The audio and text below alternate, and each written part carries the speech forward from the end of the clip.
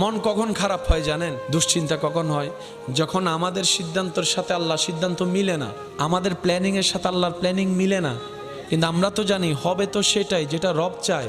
তা আপনি ভালো থাকবেন কিভাবে মন খারাপ থেকে? সূত্র একটাই, রব যেটাই চাই সেটাই আপনার চাওয়া বানিয়ে ফেলেন।